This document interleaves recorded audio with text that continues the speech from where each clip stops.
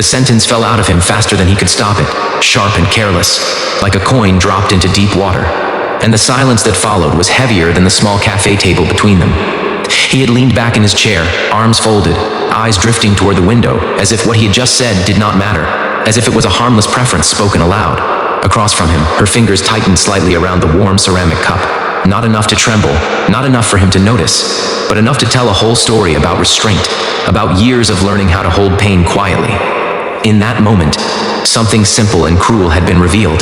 And if you have ever been judged by a single word attached to your past, you know how the air can suddenly feel thinner, how your chest tightens while your face stays calm. What would you have done if you were sitting there, hearing your life reduced to a label you never chose? Her name was Hannah Mercer, and she had arrived early, like she did everywhere, because time had taught her that rushing only made grief louder. She wore a soft blue dress that reminded her of open skies, not because she wanted to impress anyone, but because she needed to feel steady. Across from her sat Lucas Warren, a project manager from a nearby city, confident in the way people often are when life has not yet asked them to carry something heavy. They had exchanged polite facts at first, where they worked, which neighborhoods they lived in, the usual safe territory of first meetings. It had all felt manageable until the conversation drifted, as these conversations often do, toward the past, toward relationships, toward the invisible things people bring with them to a table like extra chairs no one sees. That was when he said it, casually, with a small shrug, explaining that he did not date widows, as if it were the same as disliking spicy food or avoiding long-distance relationships. Hannah did not interrupt him. She did not defend herself, or explain, because grief had taught her that explanations rarely change hearts that are already closed. She had been a widow for 4 years, though she never introduced herself that way. She had been a wife once, deeply and sincerely, to a gentle man named Andrew, who had loved quiet mornings and fixing broken things around the house. Their life had not been dramatic or perfect, but it had been real, and when an unexpected illness took him in less than 6 months, it left behind a silence that never fully went away. Hannah had learned to live with that silence, to fold it neatly into her days, to smile without lying, to hope without demanding.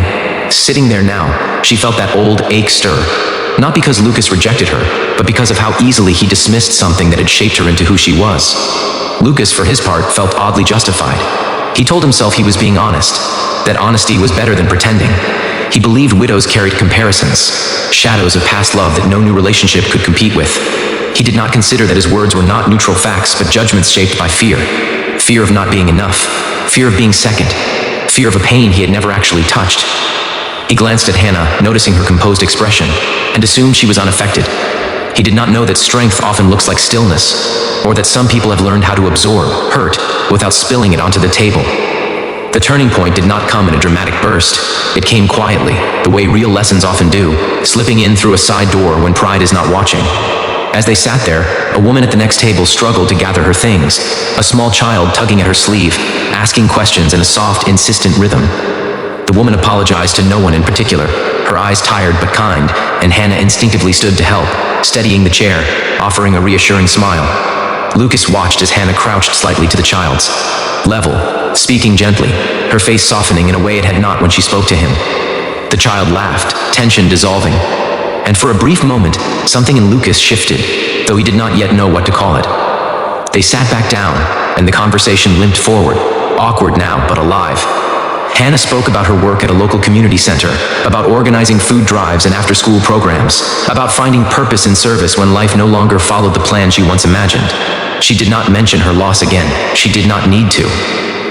Lucas listened, truly listened this time, noticing the quiet authority in her voice, the way she spoke of people not as problems to solve, but as lives to honor. He felt an unexpected discomfort, the kind that comes when your assumptions begin to crack. He had expected a widow to be fragile, to carry sadness like a visible weight, but Hannah carried something else entirely, a depth that did not ask for pity. Later that evening, after they parted politely, Lucas drove home through streets glowing with early evening light, his mind restless. He replayed the date, the moment his words landed between them, the way her eyes had changed, not with anger, but with something sadder, something more dignified. He thought about his own life, about how easily it had moved forward, unmarked by loss, and how little that had prepared him for understanding others. That night, he received a call he did not expect. His father had collapsed at home and was in the hospital, stable but shaken. Lucas sat in a waiting room for hours, watching families move in and out, witnessing the fragile threads that hold people together. And for the first time, he felt a flicker of the fear he had always avoided. In the days that followed, Lucas found himself thinking of Hannah often. He thought about how she had shown kindness without being asked, how she had listened without trying to impress, how she had carried her past not as a barrier but as a foundation. He realized that what he had rejected was not widowhood itself, but his own discomfort with grief, his unwillingness to face the truth that love, real love, always risks loss. Avoiding that risk did not make him safe, it only made him shallow. He began to understand that widows were not people stuck in the past, but people who had loved deeply enough to be changed by it. A week later, Lucas reached out, unsure of what he hoped for, only certain that silence would be the wrong choice. Hannah agreed to meet again, not because she needed validation, but because she believed in giving people space to grow. This time, they walked through a public garden, the air cool and open, the kind of place where conversation feels less trapped. Lucas did not try to explain himself away. He spoke honestly about his fear, about the hospital waiting room, about realizing how little he understood. Hannah listened, not as a judge, but as someone who knew that growth often begins with discomfort. Their connection did not transform into instant romance, and it did not need to. What changed was something quieter and more lasting. Lucas learned that compassion is not about agreeing with everyone, but about honoring experiences you have not lived. Hannah was reminded that her story did not need to shrink to make others comfortable. They both carried forward, changed in small but meaningful ways, proof that even a single careless sentence can become the start of a deeper understanding when humility enters the room. If this story stirred something in you, if it made you reflect on a moment you judged too quickly or were judged yourself, you are welcome to share your thoughts in the comments.